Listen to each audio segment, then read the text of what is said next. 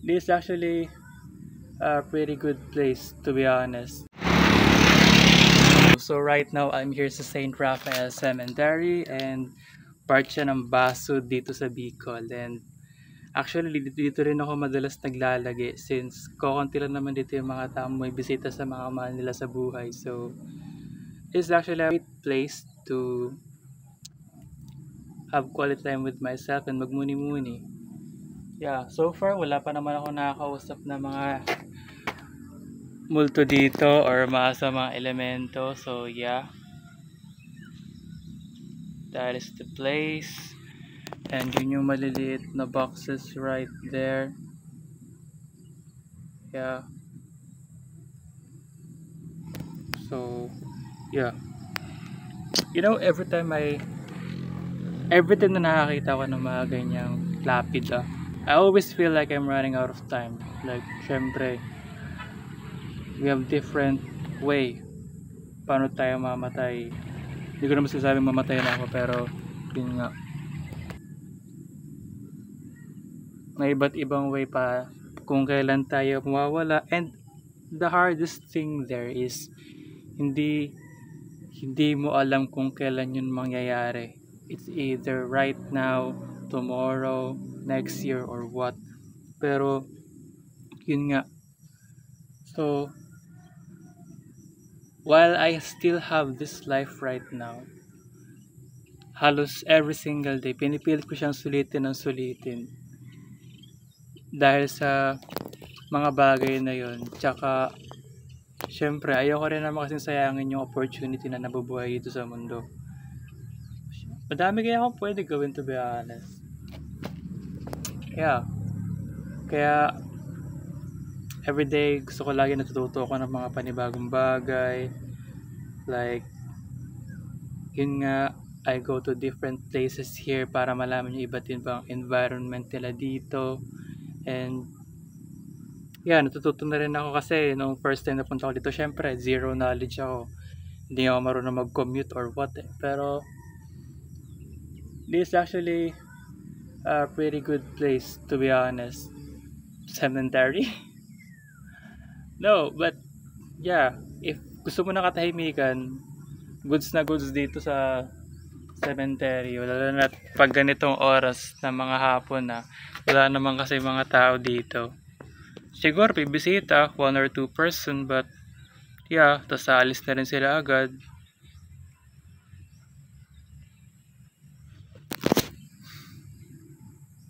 When I die, I actually want to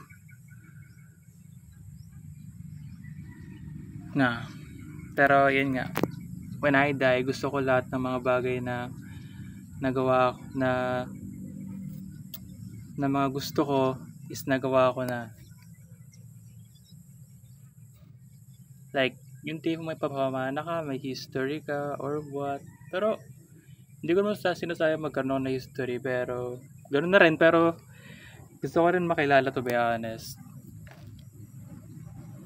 That's why I am learning powerlifting, I learn bodybuilding, I learn boxing, running. Actually, more on physically yung mga gusto kong aralin. Pero na lang sa trading, it's very difficult na mag-aral ng trading kasi yun kasi isa sa mga skills na inaaral ko din. And even though halos 17 days na rin ata ako nag-aaral nun. Since I started this Project 50, I've been studying trading na rin. And yun nga, sobrang hirap niya aralin. Pero syempre, okay lang yun kasi wala naman kasing madali sa umpisa. Like, being a beginner is always the hardest part. Kahit naman nung nasa gym journey din ako, ang problem naman sa gym journey ko is hindi ko na-record. Actually, I have a lot of clips pero hindi ko na-record masyado yung mga pangyayari sa buhay ko. Yeah, pero that's all. It's okay. But this time, mabawi na rin naman ako. Kasi, this dude right now, gusto ko makita yan pagdating ng ilang taon. Like, Like, basta pagdating ng mga maybe 10 years, ano na kayang nangyari dito sa taong to? Like, kung naging successful ka ba o na-failed mo ba yung buhay mo, ganun naman yung patutunguhan mo, bro. So you need to work hard every day. You need to be the best version of yourself, bro. Yeah. And I don't know, maging successful ka one day. Pag ganyan ka lang, pero yeah. I know you have plans. I know you have goals. But bro, you'll be there soon. I promise. Promise, bro. So, yeah, kakatapos ko lang pala mag-jogging today. And ito yung time na siguro exercise, which is a part of the task ng Project 50. Since yun nga, I can't afford gym today, and it's been actually for 3 days. For 4 to 3 days na siguro ako hindi nag-gym. And syempre, I decided na mag-hybrid athlete na lang, since yun nga, iba-iba naman kasi yung gusto ko sa buhay, pero yun nga, gusto ko talaga matuto lagi ng iba't ibang bagay.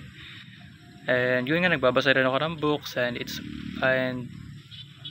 actually, yung mga binabasa kong books also help me with my emotional something. Kasi nung kakaaral ko ng mga psychology, hindi ko alam, pero may times na hindi na ako nagagalit. For real. Parang 2 moods na lang siguro meron ako. Like maging masaya, maging malungkot. Yeah.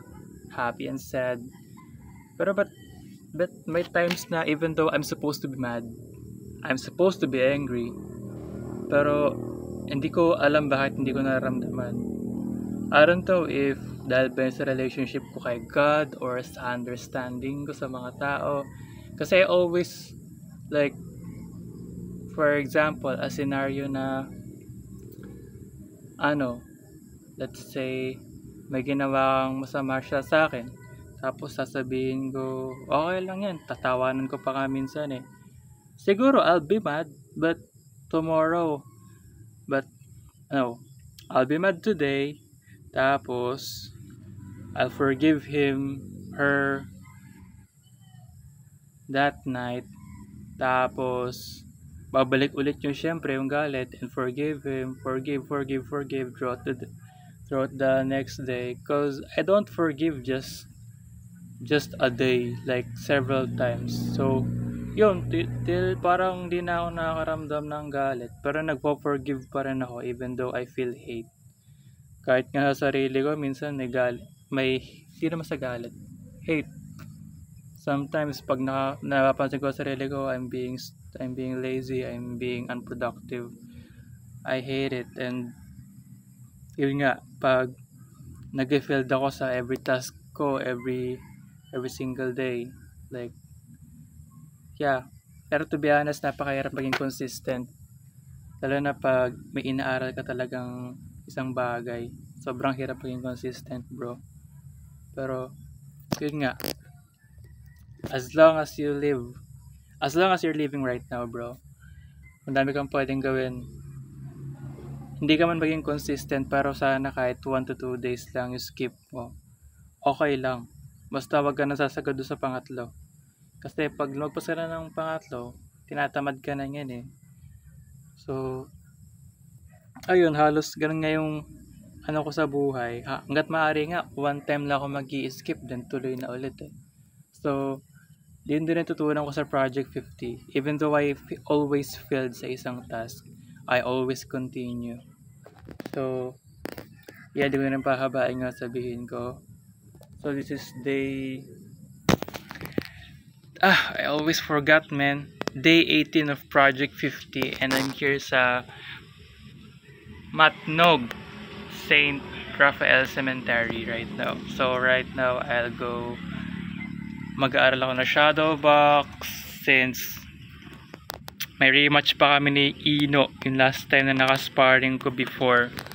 And yeah, That is actually fun though, to have a spar with a friend. Nakakilala ko lang din. Like, kakamit ko lang sa kanya noon, tapos nasuntok niya na agad ako sa mukha. Pero okay lang. Sabi ko nga, solid pre, solid. Sakit na ilong ko noon eh. Pero yeah, that's it. So yeah, see you tomorrow for day 19.